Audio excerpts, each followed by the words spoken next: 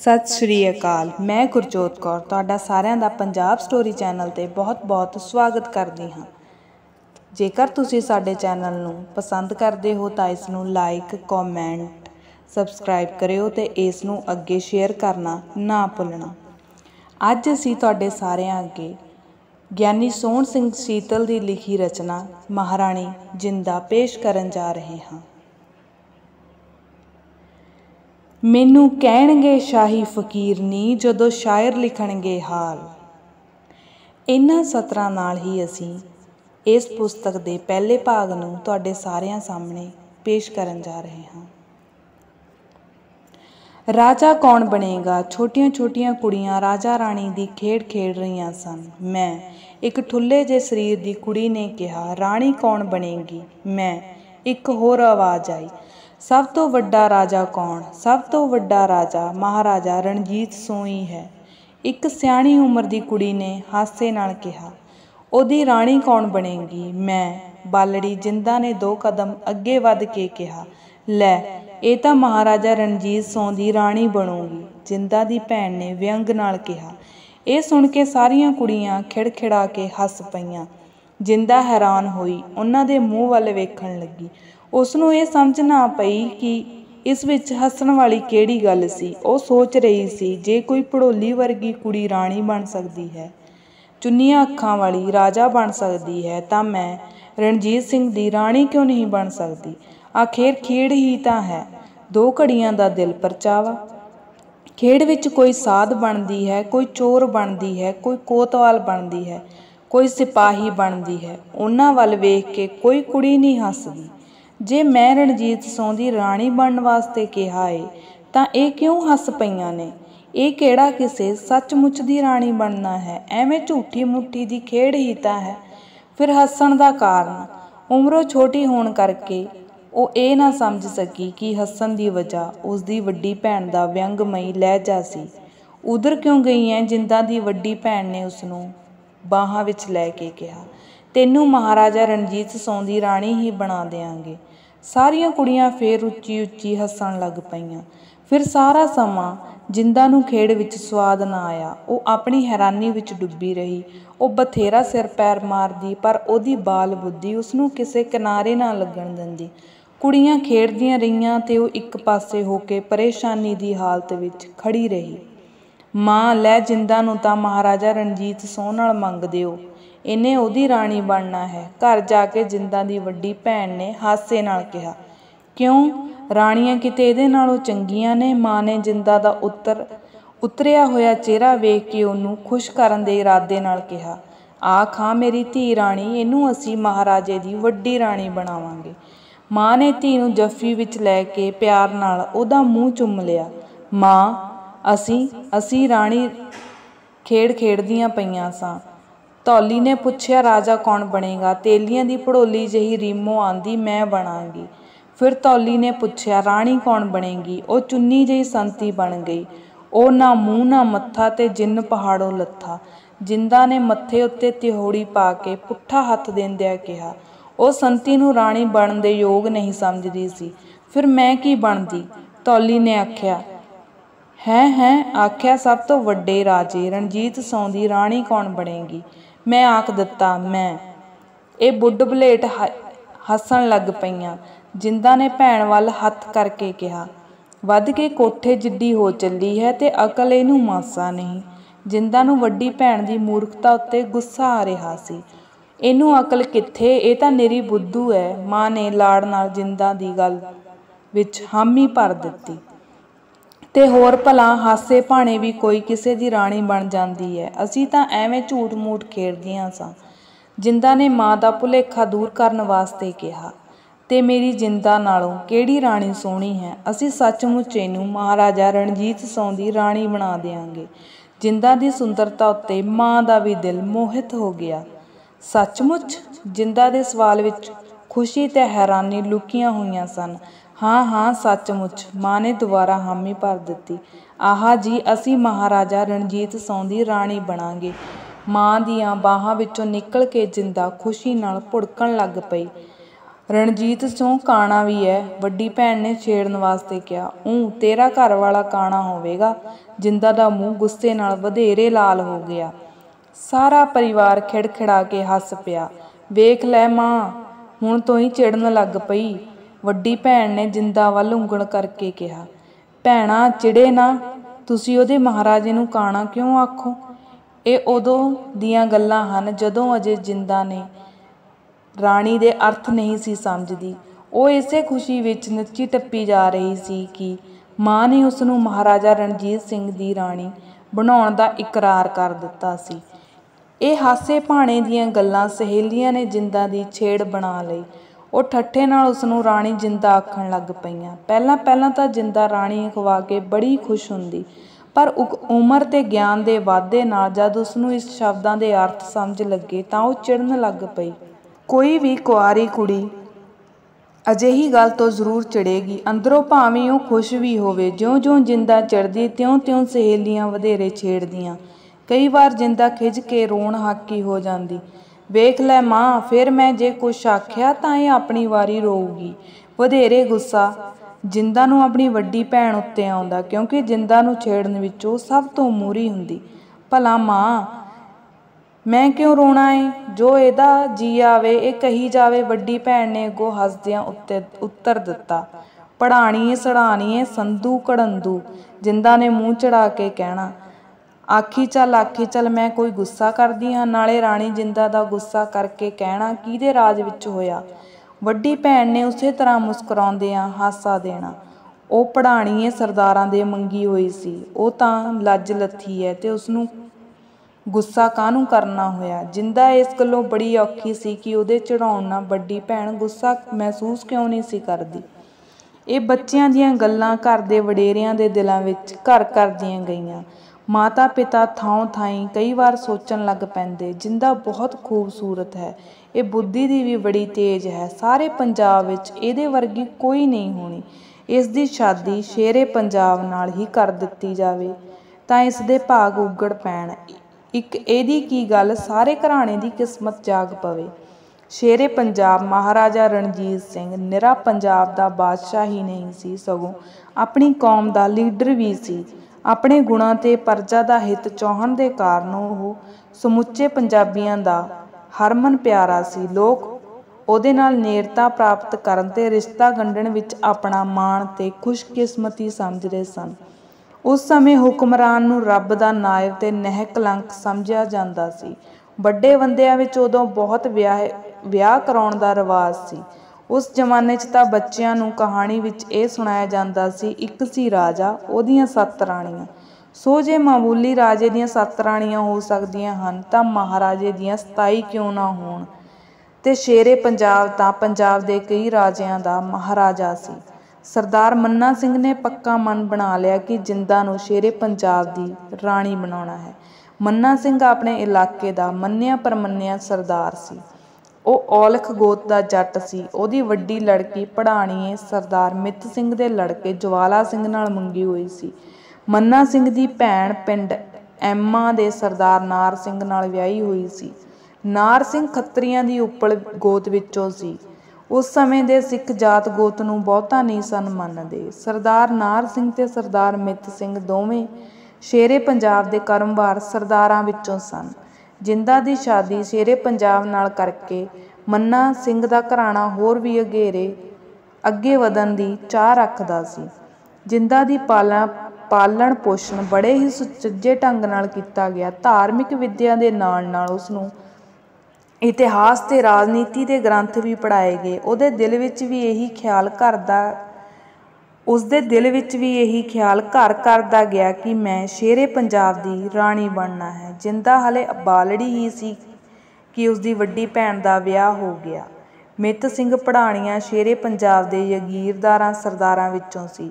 ਉਹਦਾ ਇੱਕੋ ਇੱਕ ਪੁੱਤਰ ਜਵਾਲਾ ਸਿੰਘ ਵੀ ਫੌਜ ਵਿੱਚ ਅਫਸਰ ਸੀ। ਉਹ ਬੜੀ ਸ਼ਾਨ ਨਾਲ ਪਿੰਡ ਚਾਹਲ ਢੁੱਕੇ। ਜਿੰਦਾ ਦੀ ਵੱਡੀ ਭੈਣ ਦਾ ਵਿਆਹ ਧੂਮ ਧਾਮ ਨਾਲ ਹੋਇਆ। ਮਗਰੋਂ ਜਵਾਲਾ ਸਿੰਘ ਸਹੁਰੇ ਜਾਇਆ ਕਰਦਾ ਤਾਂ ਉਹ ਚਮਕ ਦਮਕ ਉਸਦੀ ਝੱਲੀ ਨਾ ਜਾਂਦੀ। ਜਿੰਦਾ ਦੀ ਭੈਣ ਬੜੇ ਕੀਮਤੀ ਕੱਪੜੇ ਤੇ ਗਹਿਣੇ ਪਾ ਕੇ ਪੇਕੇ ਆਉਂਦੀ। ਉਹਦੇ ਵੱਲ ਵੇਖ ਕੇ ਜਿੰਦਾ ਦੇ ਦਿਲ ਵਿੱਚ ਖਿਆਲ ਆਉਂਦਾ, ਅੱਛਾ ਮੈਂ ਇਹਦੇ ਨਾਲੋਂ ਵੀ ਵਧੇਰੇ ਗਹਿਣੇ ਪਾਇਆ ਕਰਾਂਗੀ। ਇੱਕ ਵਾਰ ਜਿੰਦਾ ਨੇ ਇਤਿਹਾਸ ਵਿੱਚ ਪੜ੍ਹਿਆ, ਨੂਰਜਹਾਂ ਬਾਦਸ਼ਾਹ ਜਹਾਂਗੀਰ ਦੀ ਮਨਚਾਹੀ ਬੇਗਮ ਸੀ। ਬਾਦਸ਼ਾਹ ਨੇ ਸਾਰਾ ਰਾਜ ਭਾਗ ਉਸੇ ਬੇਗਮ ਦੇ ਹੱਥ ਵਿੱਚ ਸੌਂਪਿਆ ਸੀ। ਅਸਲੀ ਸ਼ਬਦਾਂ ਵਿੱਚ ਮੁਲਕ ਉੱਤੇ ਨੂਰਜਹਾਂ ਹੀ ਰਾਜ ਕਰਦੀ ਸੀ। ਉਹ ਬੜੀ ਸਮਝਦਾਰ ਤੇ ਯੋਗ ਇਸਤਰੀ ਸੀ। ਮੈਂ ਵੀ ਰਾਜ ਕਰਾਂਗੀ, ਜਿੰਦਾ ਦੇ ਦਿਲ ਵਿੱਚ ਖਿਆਲ ਆਇਆ। ਪਰ ਰਾਜ ਕਰਨ ਵਾਸਤੇ ਉਸਦੇ ਯੋਗ ਬਣਨਾ ਜ਼ਰੂਰੀ ਹੈ, ਉਸਨੇ ਮਨ ਵਿੱਚ ਸੋਚਿਆ। ਉਸ ਦਿਨ ਤੋਂ ਇਤਿਹਾਸ ਤੇ ਰਾਜਨੀਤੀ ਦੇ ਗ੍ਰੰਥਾਂ ਵਿੱਚ ਵਧੇਰੇ ਦਿਲਚਸਪੀ ਲੈਣ ਲੱਗ ਪਈ। ਜਿੰਦਾ ਨੇ ਸੁਣਿਆ, ਸ਼ੇਰੇ ਪੰਜਾਬ ਦੀਆਂ ਕਈ ਰਾਣੀਆਂ ਹਨ। ਇੱਕ ਦਿਨ ਉਹਨੇ ਆਪਣੀ ਭੈਣ ਨੂੰ ਪੁੱਛਿਆ, ਭੈਣ ਮਰਦ ਬਹੁਤੇ ਵਿਆਹ ਕਿਉਂ ਕਰਾਉਂਦੇ ਨੇ? ਇਹ ਮਰਦ ਹੀ ਜਾਣਨ, ਸਾਨੂੰ ਕੀ ਪਤਾ। ਭੈਣ ਨੇ ਅੱਗੋਂ ਟਾਲਣ ਦੇ ਇਰਾਦੇ ਨਾਲ ਕਿਹਾ, ਨਹੀਂ ਸਾਨੂੰ ਵੀ ਜਾਣਨਾ ਚਾਹੀਦਾ ਹੈ। ਆਖਰ ਬਹੁਤੇ ਵਿਆਹਾਂ ਦਾ ਦੁੱਖ ਤਾਂ ਇਸਤਰੀਆਂ ਨੂੰ ਹੀ ਭੋਗਣਾ ਪੈਂਦਾ ਹੈ। ਜਿੰਦਾ ਨੇ ਬੜੀ ਹੀ ਗੰਭੀਰਤਾ ਨਾਲ ਕਿਹਾ, ਅੱਛਾ ਤੇਰਾ ਵਿਆਹ ਮਹਾਰਾਜੇ ਨਾਲ ਹੀ ਕਰਾ ਦਿਆਂਗੇ। ਉਹਦੀਆਂ ਅੱਗੇ ਤਾਂ ਕਈ ਰਾਣੀਆਂ ਨੇ, ਤੂੰ ਤਾਂ ਪਤਾ ਕਰ ਲਈ ਕਿ ਉਹਨੇ ਵਿਆਹ ਕਿਉਂ ਕਰਾਏ ਨੇ। ਭੈਣ ਨੇ ਅੱਗੋਂ ਜਵਾਬ ਦਿੱਤਾ, ਨਹੀਂ ਭੈਣ ਮੈਂ ਹੱਸਦੀ ਨਹੀਂ, ਇੱਕ ਮਹਾਰਾਜੇ ਦੀ ਗੱਲ ਨਹੀਂ, ਰੱਜੇ ਪੁੱਜੇ ਆਦਮੀ ਬਹੁਤ ਵਿਆਹ ਕਰਾਉਂਦੇ ਨੇ। ਆਖਰ ਕਿਉਂ? ਕੁਛ ਤਾਂ ਕਾਰਨ ਜ਼ਰੂਰ ਹੋਵੇਗਾ। ਅੱਛਾ ਇਹ ਦੱਸ, ਭਾਈਏ ਨੇ ਵੀ ਕਦੇ ਹੋਰ ਵਿਆਹ ਕਰਾਉਣ ਦੀ ਗੱਲ ਕੀਤੀ ਹੈ? ਜਿੰਦਾ ਨੇ ਬੜੀ ਹੀ ਸੰਜੀਦਗੀ ਨਾਲ ਪੁੱਛਿਆ। ਉਹਦਾ ਮਤਲਬ ਭੈਣ ਦੇ ਪਤੀ ਸਰਦਾਰ ਜਵਾਲਾ ਸਿੰਘ ਤੋਂ ਸੀ। ਅਜੇ ਤਾਂ ਨਹੀਂ, ਪਰ ਇਹਨਾਂ ਮਰਦਾਂ ਦਾ ਕੀ ਭਰੋਸਾ। ਭੈਣ ਨੇ ਵੀ ਅੱਗੋਂ ਗੰਭੀਰ ਹੋ ਕੇ ਕਿਹਾ, ਸ਼ੇਰੇ ਪੰਜਾਬ ਬਾਰੇ ਮੈਂ ਇੱਕ ਗੱਲ ਤਾਂ ਸਮਝਦੀ ਹਾਂ, ਸਭ ਤੋਂ ਪਹਿਲਾ ਵਿਆਹ ਉਹਨਾਂ ਨੇ ਬਾਲ ਉਮਰੇ ਹੀ ਕਰ ਦਿੱਤਾ ਸੀ। ਫਿਰ ਕੁਝ ਵਿਆਹ ਉਹਨਾਂ ਨੇ ਸਾਂਝ ਪਾਉਣ ਲਈ ਕੀਤੇ। ਉਹਨਾਂ ਦਾ ਕਾਰਨ ਨਿਰੋਲ ਰਾਜਨੀਤਿਕ ਸੀ। ਵਿਆਹ ਕਰਕੇ ਉਹਨਾਂ ਕੁਝ ਮਿਸਲਾਂ ਜਾਂ ਘਰਾਣਿਆਂ ਨੂੰ ਆਪਣੇ ਮਦਦਗਾਰ ਬਣਾ ਲਿਆ ਸੀ। ਉਸ ਸਮੇਂ ਵੀ ਉਹਨਾਂ ਵਿਆਹਾਂ ਦਾ ਲਾਭ ਹੀ ਸਮਝਿਆ ਜਾਂਦਾ ਸੀ, ਪਰ ਸਾਰੇ ਪੰਜਾਬ ਵਿੱਚ ਰਾਜ ਪੱਕਾ ਹੋ ਜਾਣ ਪਿੱਛੋਂ ਵੀ ਉਹਨਾਂ ਨੇ ਵਿਆਹ ਕਰਵਾਏ ਨੇ। ਇਸੇ ਕਾਰਨ ਦੀ ਸਮਝ ਨਹੀਂ ਪੈਂਦੀ। ਜਿੰਦਾ ਬੜੀ ਗਹਿਰੀ ਸੋਚ ਵਿੱਚ ਡੁੱਬੀ ਹੋਈ ਸੀ। ਜਿੰਦਾ ਤੂੰ ਸੱਚਮੁੱਚ ਹੀ ਰਾਣੀ ਬਣਨ ਦੇ ਯੋਗ ਹੈ, ਮੈਂ ਆਪਣਾ ਸਾਰਾ ਤਾਣ ਲਗਾਵਾਂਗੀ। ਭੈਣ ਨੇ ਉਹਨੂੰ ਘੁੱਟ ਕੇ ਗਲ ਨਾਲ ਲਾ ਲਿਆ। ਉਹ ਛੋਟੀ ਭੈਣ ਦੀ ਸੂਝ-ਬੂਝ ਉੱਤੇ ਖੁਸ਼ ਵੀ ਸੀ ਤੇ ਹੈਰਾਨ ਵੀ ਸੀ। ਜਿੰਦਾ ਦੀ ਛੋਟੀ ਭੈਣ ਨੇ ਆਪਣੇ ਪਤੀ ਅੱਗੇ ਬੜੇ ਸੁਚੱਜੇ ਢੰਗ ਨਾਲ ਗੱਲ ਚਲਾਈ। ਉਹਨੇ ਬਚਪਨ ਦੀ ਖੇਡ ਤੋਂ ਲੈ ਕੇ ਅਖੀਰ ਬਹੁਤੇ ਵਿਆਹਾਂ ਵਾਲੇ ਬਹਿਸ ਤੱਕ ਦੀ ਸਾਰੀ ਗੱਲ ਸੁਣਾ ਦਿੱਤੀ। ਉਹਨੇ ਜਿੰਦਾ ਦੀ ਵਿੱਦਿਆ, ਉਸਦੀ ਰਾਣੀ ਬਣਨ ਦੀ ਰੀਝ ਤੇ ਮਾਪਿਆਂ ਦੀ ਇੱਛਾ ਬਾਰੇ ਵੀ ਦੱਸਿਆ। ਆਪਣੀਆਂ ਗੱਲਾਂ ਦਾ ਸਰਦਾਰ ਜਵਾਲਾ ਸਿੰਘ ਤੇ ਪ੍ਰਭਾਵ ਪਿਆ ਵੇਖ ਕੇ ਉਹ ਬੜੇ ਪਿਆਰ ਨਾਲ ਕਹਿੰਦੀ, ਉਹ ਇਹ ਸੰਬੰਧ ਹੋ ਜਾਏ ਤਾਂ ਸਰਕਾਰ ਦਰਬਾਰ ਵਿੱਚ ਹੁਣ ਨਾਲੋਂ ਆਪਣਾ ਸਤਿਕਾਰ ਵੱਧ ਸਕਦਾ ਹੈ, ਨਾਲੇ ਮੇਰੇ ਮਾਪੇ ਵੀ ਤੁਹਾਡਾ ਅਹਿਸਾਨ ਮੰਨਣਗੇ। ਫਿਰ ਜਿੰਦਾ ਵਰਗੀ ਰੂਪਵਾਨ ਵੀ ਇਸ ਵੇਲੇ ਸਾਰੇ ਦੇਸ਼ ਵਿੱਚ ਭਾਲਿਆ ਨਹੀਂ ਲੱਭਣੀ। ਗੱਲ ਸਰਦਾਰ ਜਵਾਲਾ ਸਿੰਘ ਦੇ ਦਿਲ ਨੂੰ ਲੱਗੀ। ਉਹ ਸ਼ੇਰੇ ਪੰਜਾਬ ਦਾ ਲਗਭਗ ਹਾਣੀ ਤੇ ਮੂੰਹ ਲੱਗੇ ਸਰਦਾਰਾਂ ਵਿੱਚੋਂ ਇੱਕ ਸੀ। ਮੌਕਾ ਤਾੜ ਕੇ ਉਹਨੇ ਸ਼ੇਰੇ ਪੰਜਾਬ ਅੱਗੇ ਜ਼ਿਕਰ ਕੀਤਾ। ਉਹਨੇ ਐਸੇ ਰੰਗੀਨ ਢੰਗ ਨਾਲ ਗੱਲ ਕੀਤੀ ਕਿ ਸ਼ੇਰੇ ਪੰਜਾਬ ਫੜਕ ਉੱਠਿਆ। ਜਿੰਦਾ ਦੇ ਰੂਪ ਦੀ ਸ਼ੋਭਾ ਸੁਣ ਕੇ ਉਹ ਮੋਹਿਤ ਹੋ ਗਿਆ। ਮੁੱਕਦੀ ਗੱਲ, ਸਰਦਾਰ ਜਵਾਲਾ ਸਿੰਘ ਦੇ ਵਿਚੋਲਪੁਣੇ ਦਾ ਨਤੀਜਾ, ਜਿੰਦਾ ਦਾ ਰਿਸ਼ਤਾ ਸ਼ੇਰੇ ਪੰਜਾਬ ਨਾਲ ਪੱਕਾ ਹੋ ਗਿਆ। ਇਹ ਖਬਰ ਸੁਣ ਕੇ ਇੱਕ ਪਿੰਡ ਚਾਹੜ ਛੱਡਿਆ ਸਾਰੇ ਇਲਾਕੇ ਵਿੱਚ ਖੁਸ਼ੀ ਦੀ ਲਹਿਰ ਦੌੜ ਗਈ। ਉਸ ਵੇਲੇ ਮੰਨਾ ਸਿੰਘ ਦੀ ਗਿਣਤੀ ਵੀ ਨਾਮਵਾਰ ਘੋੜ ਚੜ੍ਹੇ ਸਰਦਾਰਾਂ ਵਿੱਚੋਂ ਸੀ। ਸਾਰੇ ਪੰਜਾਬ ਦੇ ਚੋਣਵੇਂ ਸਰਦਾਰ ਤੇ ਨਵਾਬ ਸ਼ੇਰੇ ਪੰਜਾਬ ਦੀ ਜੰਝ ਦੇ ਨਾਲ ਆਏ ਸਨ। ਜਿੰਦਾ ਦਾ ਵਿਆਹ ਬੜੀ ਧੂਮ-ਧਾਮ ਨਾਲ ਹੋਇਆ। ਉਹਦੇ ਮਨ ਦੀ ਮੁਰਾਦ ਪੂਰੀ ਹੋ ਗਈ। ਡੋਲੇ ਵਿੱਚ ਬੈਠੀ ਉਹ ਆਪਣੇ ਲੱਖਾਂ ਦੇ ਗਹਿਣਿਆਂ ਵੱਲ ਵੇਖ ਰਹੀ ਸੀ। ਮਾਪਿਆਂ ਦੀ ਜਿੰਦਾ ਰਾਣੀ ਜਿੰਦ ਕੌਰ ਬਣ ਕੇ ਲਾਹੌਰ ਆ ਗਈ। ਕਿਲ੍ਹੇ ਵਿੱਚ ਉਹਦੇ ਵਾਸਤੇ ਵੱਖਰਾ ਮਹਿਲ ਬਣਵਾਇਆ ਗਿਆ, ਜੋ ਪੁਰਾਣੇ ਸੰਮਣ ਬੁਰਜ ਦੇ ਨਾਲ ਸੀ। ਮਹਿਲ ਬਾਹਰੋਂ ਬੜਾ ਸਾਦਾ ਸੀ, ਪਰ ਅੰਦਰੋਂ ਪੂਰੀ ਸ਼ਾਨ ਨਾਲ ਸਜਾਇਆ ਹੋਇਆ ਸੀ। ਫਰਸ਼ ਉੱਤੇ ਵਧੀਆ ਗਲੀਚੇ ਵਿਛੇ ਹੋਏ ਸਨ, ਜੋ ਕਿ ਕਸ਼ਮੀਰ ਦੀ ਕਾਰਾਗਰੀ ਦਾ ਆਹਲਾ ਨਮੂਨਾ ਪੇਸ਼ ਕਰਦੇ ਸਨ। ਬਾਰੀਆਂ ਤੇ ਬੂਹਿਆਂ ਸਾਹਮਣੇ ਲਟਕੇ ਹੋਏ ਰੇਸ਼ਮੀ ਪਰਦੇ ਮਾੜੀ ਜਿਹੀ ਹਵਾ ਨਾਲ ਸਰਸਰਾ ਉੱਠਦੇ ਸਨ। ਚੁਫੇਰੇ ਦੀਆਂ ਕੰਧਾਂ ਸੁੰਦਰ ਚਿੱਤਰਾਂ ਨਾਲ ਢੱਕੀਆਂ ਹੋਈਆਂ ਸਨ। ਚੌਹੀਂ ਪਾਸਿਆਂ ਆਮੋ ਸਾਹਮਣੇ ਆਦਮ ਕੱਦ ਸ਼ੀਸ਼ੇ ਜੜੇ ਹੋਏ ਸਨ। ਵੱਡੇ ਕਮਰੇ ਦੇ ਵਿਚਕਾਰ ਦੋ ਪਲੰਗ ਡਠੇ ਹੋਏ ਸਨ। ਇਹਨਾਂ ਬਾਰੇ ਕਿਹਾ ਜਾ ਸਕਦਾ ਸੀ, ਸੇਜੜੀਆਂ ਸੋਇਨ ਹੀਰੇ ਨਾਲ ਜੜਨ ਦੀਆਂ। ਦਰਵਾਜ਼ੇ ਦੇ ਦੋਹੀਂ ਪਾਸੀਂ ਚਾਰ ਗੋਲੀਆਂ ਗੁੱਡੀਆਂ ਵਾਂਗ ਰੇਸ਼ਮੀ ਪੋਸ਼ਾਕਾਂ ਵਿੱਚ ਸਜੀਆਂ ਹੋਈਆਂ ਹੱਥ ਜੋੜੀ ਖੜੀਆਂ ਸਨ। ਜਿੰਦਾ, ਹਾਂ ਸੱਚ। ਰਾਣੀ ਜਿੰਦਾ ਆਪਣੇ ਸੁਹਾਗ ਘਰ ਵਿੱਚ ਦਾਖਲ ਹੋਈ। ਕਮਰੇ ਦੀ ਪੌਣ ਰੂਹ ਕਿਊੜੇ ਨਾਲ ਮੁਅੱਤਰ ਸੀ। ਚਾਰੇ ਗੋਲੀਆਂ ਪਰਛਾਵੇਂ ਵਾਂਗ ਨਹੀਂ, ਚੰਦ ਦੇ ਪਰਿਵਾਰ ਵਾਂਗ ਉਹਦੇ ਆਲੇ ਦੁਆਲੇ ਹੋਈਆਂ। ਇੱਕ ਨੇ ਮਹਾਰਾਣੀ ਨੂੰ ਡੋਲਿਆਂ ਤੋਂ ਫੜ ਕੇ ਆਦਰ ਨਾਲ ਪਲੰਘ ਤੇ ਬਿਠਾਇਆ, ਇੱਕ ਨੇ ਮਖਮਲੀ ਮੌਜੇ ਉਤਾਰੇ, ਇੱਕ ਨੇ ਪਹਿਲੀ ਪੁਸ਼ਾਕ ਤੇ ਗਹਿਣੇ ਉਤਾਰ ਕੇ ਹੋਰ ਪਹਿਨਾਏ। ਰਾਣੀ ਨੂੰ ਖੁਸ਼ ਕਰਨ ਵਾਸਤੇ ਚਾਰੇ ਦਾਸੀਆਂ ਵੱਧ ਤੋਂ ਵੱਧ ਯਤਨ ਕਰ ਰਹੀਆਂ ਸਨ। ਇੰਨੇ ਤੱਕ ਪੰਜਵੀਂ ਰਾਜਗੋਲੀ ਆ ਹਾਜ਼ਰ ਹੋਈ। ਕਿਸੇ ਸੱਜ ਵਿਆਹੀ ਦਾ ਸ਼ਿੰਗਾਰ ਕਰਨ ਵਿੱਚ ਉਸਨੂੰ ਕਮਾਲ ਦੀ ਮੁਹਾਰਤ ਹਾਸਲ ਸੀ। ਪੂਰੇ 2 ਘੰਟੇ ਲਾ ਕੇ ਉਹਨੇ ਰਾਣੀ ਜਿੰਦ ਕੌਰ ਦਾ ਸੁਹਾਗ ਰਾਤ ਵਾਸਤੇ ਸ਼ਿੰਗਾਰ ਕੀਤਾ। ਜਿੰਦਾ ਦਾ ਗੋਲ ਚਿਹਰਾ, ਚੌੜਾ ਮੱਥਾ ਤੇ ਤਿੱਖਾ ਨੱਕ ਉਹਦੇ ਰੂਪ ਨੂੰ 4 ਚੰਦ ਲਾ ਰਿਹਾ ਸੀ। ਸਭ ਤੋਂ ਵਧੇਰੇ ਸੁੰਦਰਤਾ ਉਹਦੀਆਂ ਮੋਟੀਆਂ-ਮੋਟੀਆਂ ਅੱਖਾਂ ਵਿੱਚ ਸੀ। ਉਸਦਾ ਸਮੁੱਚਾ ਪ੍ਰਭਾਵ ਕਿਸੇ ਜਮਾਂਦਰੂ ਰਾਣੀ ਵਰਗਾ ਸੀ। ਰਾਜਗੋਲੀ ਆਪ ਹੀ ਵੇਖ ਕੇ ਪੁਕਾਰ ਉੱਠੀ, ਸਰਕਾਰ, ਇਹ ਰੂਪ ਅੱਗੇ ਰਾਜ ਮਹਿਲ ਵਿੱਚ ਨਹੀਂ ਹੈ। ਤੁਹਾਡੇ ਵੱਲੇ ਵੇਖ ਕੇ ਤਾਂ ਜਿਵੇਂ ਇਸ ਬਾਂਦੀ ਦਾ ਦਿਲ ਵੀ ਭਰਮ ਪਿਆ ਹੈ। ਵਿਚਾਰੇ ਮਹਾਰਾਜ ਕਿਵੇਂ ਸਹਾਰ ਸਕਣਗੇ? ਬਸ ਇਹਨਾਂ ਬਰੂਹਾਂ ਜੋਗੇ ਹੀ ਰਹਿ ਜਾਣਗੇ। ਮੈਂ ਭਵਿੱਖਤ ਵਾਕ ਕਹਿੰਦੀ ਹਾਂ, ਸਰਕਾਰ, ਬੇਸ਼ੱਕ ਕਿਸੇ ਨਜ਼ੂਮੀ ਕੋਲੋਂ ਪੁੱਛ ਲੈਣਾ, ਆਪ ਮਹਾਰਾਜ ਦੀ ਆਖਰੀ ਰਾਣੀ ਹੋਵੋਗੇ। ਸ਼ੇਰੇ ਪੰਜਾਬ ਨੇ ਸੁਣਿਆ ਹੋਇਆ ਸੀ ਕਿ ਜਿੰਦਾ ਖੂਬਸੂਰਤ ਹੈ, ਪਰ ਇੰਨਾ ਪਤਾ ਨਹੀਂ ਸੀ ਕਿ ਇੰਨੀ ਰੂਪਵਾਨ ਹੈ। ਜਿੰਦਾ ਦੀ ਸ਼ਕਲ ਵੇਂਦਿਆਂ ਹੀ ਉਹ ਅਵਾਕ ਰਹਿ ਗਏ। ਸਾਰੀ ਦੁਨੀਆ ਦਾ ਹੁਸਨ ਸਰਕਾਰ ਨੂੰ ਜਿੰਦਾ ਦੇ ਸਾਹਮਣੇ ਫਿੱਕਾ ਜਾਪਿਆ। ਪਹਿਲੇ ਦੀਦਾਰ ਦਾ ਇਨਾਮ ਜਿੰਦਾ ਨੂੰ ਸਰਕਾਰ ਵੱਲੋਂ ਮਹਿਬੂਬਾ ਦਾ ਖਿਤਾਬ ਮਿਲਿਆ। ਮੁੱਕਦੀ ਗੱਲ, ਪਹਿਲੀ ਝਲਕ ਨਾਲ ਹੀ ਸ਼ੇਰੇ ਪੰਜਾਬ ਦਾ ਮਨ ਮੋਹਿਤ ਹੋ ਗਿਆ। ਪਹਿਲੀਆਂ ਰਾਣੀਆਂ ਨਾਲੋਂ ਜਿੰਦਾ ਨੇ ਆਪਣੀ ਜ਼ਿੰਦਗੀ ਦਾ ਨਵਾਂ ਰਾਹ ਚੁਣ ਲਿਆ। ਪਹਿਲੀਆਂ ਸੱਭੇ ਰਾਣੀਆਂ ਆਪਸ ਵਿੱਚ ਸਖਤ ਈਰਖਾ ਕਰਦੀਆਂ ਸਨ। ਈਰਖਾਲੂ ਦੇ ਚਿਹਰੇ ਉੱਤੇ ਖਿੱਚ ਤੇ ਖਿੜਾਓ ਨਹੀਂ ਰਹਿੰਦਾ। ਉਹ ਸਦਾ ਆਪਣੇ ਸੇਕ ਨਾਲ ਹੀ ਝੁਲਸਿਆ ਰਹਿੰਦਾ ਹੈ। ਉਹਨਾਂ ਰਾਣੀਆਂ ਦਾ ਸੁਭਾਅ ਸੀ ਮਹਾਰਾਜੇ ਕੋਲ ਇੱਕ ਦੂਸਰੀ ਦੀ ਨਿੰਦਿਆ ਕਰਨਾ। ਉਹ ਹਰ ਇੱਕ ਚੁਗਲੀਆਂ ਲਾ ਕੇ ਦੂਜਿਆਂ ਵੱਲੋਂ ਮਹਾਰਾਜੇ ਦਾ ਦਿਲ ਫੇਰਨਾ ਚਾਹੁੰਦੀਆਂ ਸਨ। ਮਹਾਰਾਜ ਕਈ ਵਾਰ ਉਹਨਾਂ ਦੀਆਂ ਅਜਿਹੀਆਂ ਗੱਲਾਂ ਸੁਣ ਤੰਗ ਆ ਜਾਂਦੇ। ਉਹ ਉਹਨਾਂ ਨੂੰ ਸਾਰੀਆਂ ਦਾ ਥਾਂ ਥਾਈਂ ਆਦਰ ਸਤਿਕਾਰ ਕਰਦੇ ਸਨ, ਪਰ ਕਿਸੇ ਵੀ ਇੱਕ ਵੱਲੋਂ ਪੂਰੀ ਤਰ੍ਹਾਂ ਸੰਤੁਸ਼ਟ ਨਹੀਂ ਸਨ। ਸ਼ਾਇਦ ਇਹੀ ਕਾਰਨ ਹੋਵੇਗਾ ਸ਼ੇਰੇ ਪੰਜਾਬ ਦੇ ਹੋਰ ਸ਼ਾਦੀਆਂ ਕਰਾਉਣ ਦਾ। ਜਿੰਦਾ ਨੇ ਈਰਖਾ ਦੀ ਥਾਂ ਪਿਆਰ ਵਾਲਾ ਰਾਹ ਚੁਣਿਆ। ਉਹਨੇ ਸਾਰੀਆਂ ਰਾਣੀਆਂ ਨਾਲ ਮੇਲ ਮਿਲਾਪ ਤੇ ਸਤਿਕਾਰ ਭਰਿਆ ਰਾਹ ਰੱਖਣਾ ਸ਼ੁਰੂ ਕਰ ਦਿੱਤਾ। ਨੌਕਰਾਂ ਚਾਕਰਾਂ ਨਾਲ ਵੀ ਉਹ ਦਿਆਲਤਾ ਭਰਿਆ ਸਲੂਕ ਕਰਦੀ। ਇਸ ਚੰਗੇ ਸੁਭਾਅ ਦਾ ਕਾਰਨ ਉਹ ਸਾਰੇ ਰਾਜ ਮਹਿਲ ਵਿੱਚ ਹਰਮਨ ਪਿਆਰੀ ਬਣ ਗਈ। ਸ਼ੇਰੇ ਪੰਜਾਬ ਹਰ ਵੇਲੇ ਉਸਨੂੰ ਮਹਿਬੂਬਾ ਕਹਿ ਪੁਕਾਰਦੇ। ਇੱਕ ਰਾਤ ਮਹਾਰਾਜ ਨੇ ਪੁੱਛਿਆ, ਮਹਿਬੂਬਾ ਜਾਨ, ਦੂਜੀਆਂ ਰਾਣੀਆਂ ਬਾਰੇ ਤੁਹਾਡੇ ਕੀ ਖਿਆਲ ਹਨ? ਮਹਾਰਾਜ, ਉਹ ਸਭੇ ਮੇਰੀਆਂ ਵੱਡੀਆਂ ਭੈਣਾਂ ਹਨ। ਜਿੰਦਾ ਨੇ ਬੜੀ ਹੀ ਸੁਘੜ ਅਦਾ ਨਾਲ ਸਿਰ ਝੁਕਾ ਕੇ ਕਿਹਾ, ਤੁਸੀਂ ਜਾਣਦੇ ਹੋ ਰਾਜ ਮਹਿਲ ਵਿੱਚ ਕੀ ਕੂਟਨੀਤੀ ਚੱਲਦੀ ਹੈ? ਜਿੰਦਾ ਨੇ ਅੱਗੋਂ ਸਿਰਫ ਹੁੰਗਾਰਾ ਭਰਿਆ। ਇਹ ਉਸਦੀ ਤਿੱਖੀ ਸੂਝ ਦਾ ਸਬੂਤ ਸੀ। ਹਰ ਰਾਣੀ ਆਪਣੀ ਸ਼ਕਤੀ ਵਧਾਉਣ ਵਾਸਤੇ ਦੂਜੀ ਨਾਲ ਈਰਖਾ ਕਰਦੀ ਹੈ, ਦੂਸਰੀਆਂ ਦੀਆਂ ਚੁਗਲੀਆਂ ਕਰਦੀ ਹੈ। ਤੁਹਾਨੂੰ ਕਿਸੇ ਪਹਿਲੀ ਰਾਣੀ ਦੇ ਖਿਲਾਫ ਕੋਈ ਸ਼ਿਕਾਇਤ ਹੋਵੇ?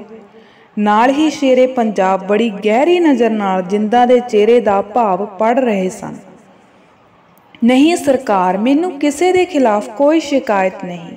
ਮੈਂ ਸਭ ਦੀ ਛੋਟੀ ਭੈਣ ਹਾਂ ਤੇ ਛੋਟੀ ਭੈਣ ਦੇ ਵਿਰੁੱਧ ਕਿਸੇ ਕੀ ਚੁਗਲੀ ਕਰਨੀ ਹੋਈ। ਜਿੰਦਾ ਨੇ ਸਹਿਜ ਸੁਭਾਅ ਉੱਤਰ ਦਿੱਤਾ, ਸੁਣਿਆ ਇਹ ਰਾਣੀ ਪਹਾੜ ਕਈ ਵਾਰ ਤੁਹਾਡੇ ਮਹਿਲ ਵਿੱਚ ਆਇਆ ਕਰਦੀ ਹੈ। ਹਾਂ ਸਰਕਾਰ, ਮੈਂ ਉਹਨਾਂ ਦੀ ਇਸ ਕਿਰਪਾ ਲਈ ਧੰਨਵਾਦੀ ਹਾਂ। ਜਿੰਦਾ ਦੇ ਕਹਿਣ ਦੇ ਢੰਗ ਵਿੱਚੋਂ ਧੰਨਵਾਦ ਦਾ ਪ੍ਰਗਟਾ ਹੋ ਰਿਹਾ ਸੀ, ਪਰ ਉਸਦਾ ਸੁਭਾਅ ਬਹੁਤ ਸਖਤ ਹੈ। ਉਹ ਛੋਟੀ ਗੱਲੋਂ ਦੂਜਿਆਂ ਨੂੰ ਟੋਕ ਟਕਾਈ ਕਰਨ ਲੱਗ ਪੈਂਦੀ ਹੈ। ਜਿੰਦਾ, ਕਦੇ ਤੁਹਾਡੇ ਨਾਲ ਵੀ ਉਸਨੇ ਇਦਾਂ ਦਾ ਸਲੂਕ ਕੀਤਾ? ਮਹਾਰਾਜ, ਮੇਰੇ ਨਾਲ ਤਾਂ ਉਹ ਬੜੀ ਪਿਆਰ ਭਰਿਆ ਵਰਤਾਓ ਕਰਦੇ ਹਨ। ਉਹ ਮੈਥੋਂ ਵੱਡੀ ਥਾਂ ਨੇ। ਜੇ ਕਿਸੇ ਭੁੱਲ ਤੋਂ ਮੈਨੂੰ ਝਿੜਕ ਵੀ ਲੈਣ ਤਾਂ ਉਹਨਾਂ ਦਾ ਹੱਕ ਹੈ। ਉਹ ਪਿਆਰੀ ਜਿੰਦਾ, ਉਹ ਮੇਰੀ ਮਹਿਬੂਬਾ, ਤੇਰਾ ਦਿਲ ਕਿੰਨਾ ਵੱਡਾ ਹੈ। ਤੁਸੀਂ ਕਿਸੇ ਨੂੰ ਵੀ ਘਿਰਣਾ ਨਾਲ ਨਹੀਂ ਜਾਣਦੇ। ਸਰਕਾਰ, ਜਿਸ ਦਿਲ ਵਿੱਚ ਮਹਾਰਾਜ ਦਾ ਪਿਆਰ ਵਸ ਗਿਆ ਹੈ, ਉਸ ਵਿੱਚ ਘਿਰਣਾ ਜਾਂ ਈਰਖਾ ਵਾਸਤੇ ਗੁੰਜਾਇਸ਼ ਹੀ ਕਿੱਥੇ ਰਹਿ ਗਈ ਹੈ। ਮੈਂ ਤਾਂ ਜਿੰਦਾ ਨੇ ਸ਼ਰਧਾ ਨਾਲ ਸ਼ੇਰੇ ਪੰਜਾਬ ਦੇ ਚਰਨਾਂ 'ਤੇ ਸਿਰ ਝੁਕਾ ਦਿੱਤਾ। ਤੁਸੀਂ ਸਰਕਾਰ ਦਾ ਮਨ ਮੋਹ ਲਿਆ ਹੈ। ਸਰਕਾਰ ਤੁਹਾਨੂੰ ਪੂਰੇ ਦਿਲ ਨਾਲ ਪਿਆਰ ਕਰਦੀ ਹੈ। ਸ਼ੇਰੇ ਪੰਜਾਬ ਨੇ ਆਪਣਾ ਆਪ ਭੁੱਲ ਕੇ ਜਿੰਦਾ ਨੂੰ ਛਾਤੀ ਨਾਲ ਲਾ ਲਿਆ। ਇਹ ਦਿਨ ਜਿੰਦਾ ਵਾਸਤੇ ਖੁਸ਼ੀ ਦੇ ਸਨ। ਸ਼ੇਰੇ ਪੰਜਾਬ ਉਸ ਨੂੰ ਪੂਰੇ ਦਿਲੋਂ ਪਿਆਰ ਕਰਦੇ ਸਨ। ਉਹ ਇੱਕ ਦਿਨ ਵੀ ਜਿੰਦਾ ਦਾ ਮੁੱਖ ਵੇਖੇ ਬਿਨਾਂ ਨਹੀਂ ਕੱਟ ਸਕਦੇ। ਜਿੰਦਾ ਨੂੰ ਪ੍ਰਾਪਤ ਕਰਕੇ ਉਹ ਸਾਰੀ ਦੁਨੀਆ ਦੇ ਹੁਸਨ ਨੂੰ ਭੁੱਲ ਗਏ ਸਨ। ਜਿੰਦਾ ਦੇ ਪਿੱਛੋਂ ਹੋਰ ਵਿਆਹ ਕਰਾਉਣ ਦੀ ਰੁਚੀ ਹੀ ਸ਼ੇਰੇ ਪੰਜਾਬ ਦੀ ਨਹੀਂ ਰਹੀ। ਜਿੰਦਾ ਨੇ ਉਹਨਾਂ ਦੀਆਂ ਸਾਰੀਆਂ ਰੀਝਾਂ ਉੱਤੇ ਕਾਬੂ ਪਾ ਲਿਆ ਸੀ।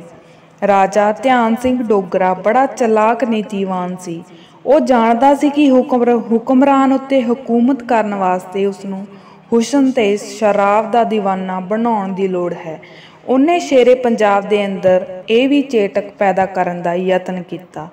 ਸ਼ੇਰੇ ਪੰਜਾਬ ਦੀਆਂ ਕੁਛ ਰਾਣੀਆਂ ਕੇਵਲ ਧਿਆਨ ਸਿੰਘ ਦੀ ਪ੍ਰੇਰਨਾ ਦਾ ਹੀ ਫਲ ਸਨ। ਉਹ ਨਹੀਂ ਸੀ ਚਾਹੁੰਦਾ ਕਿ ਇਹ ਵਿਆਹਾਂ ਵਾਲਾ ਸਿਲਸਿਲਾ ਬੰਦ ਹੋ ਜਾਏ। ਨਾ ਹੀ ਉਹ ਇਹ ਚਾਹੁੰਦਾ ਸੀ ਕਿ ਕੋਈ ਵੀ ਰਾਣੀ ਸ਼ੇਰੇ ਪੰਜਾਬ ਦੇ ਮਨ ਉੱਤੇ ਆਪਣਾ ਵਾਧੂ ਪ੍ਰਭਾਵ ਬਣਾ ਸਕੇ। ਜਿੰਦਾ ਦੇ ਦਿਨੋਂ ਦਿਨ ਵੱਧਦੇ ਅਸਰ ਦੇ ਉਹ ਵਿਰੁੱਧ ਸੀ। ਕੁਛ ਮਹੀਨਿਆਂ ਪਿੱਛੋਂ ਹੀ ਉਸਨੇ ਇੱਕ ਡੋਗਰੀ ਮੁਟਿਆਰ ਦੇ ਰੂਪ ਦੇ ਗੀਤ ਗਾਉਣੇ ਸ਼ੁਰੂ ਕਰ ਦਿੱਤੇ।